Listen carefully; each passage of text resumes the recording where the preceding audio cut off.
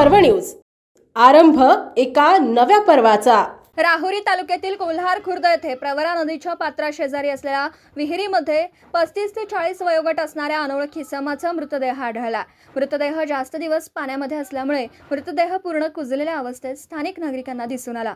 त्यानंतर घटनास्थळी उपस्थित नागरिकांनी राहुरी पोलीस स्टेशन येथे माहिती दिली। घटनास्थळी पोलीस दाखल झाले व त्या विहिरीमधून मृतदेह बाहेर काढण्यासाठी राहुरी नगर परिषद व देवळाली नगर परिषद अग्निशामक वाहन व कर्मचारी आणि आपदा मित्र कोल्हार यांची मदत घेण्यात आली। मृतदेह बाहेर काढल्यानंतरचे निखिल भोसले यांच्या जीवनदायी ॲम्ब्युलन्सची रुग्णवाहिका घटनास्थळी दाखल होऊन मृतदेह राहुरी येथील ग्रामीण रुग्णालयात शवविच्छेदन करण्यासाठी पाठवण्यात आला। मृतदेहाची ओळख अद्याप पटली नसून पुढील तपास राहुरी पोलीस करीत आहेत।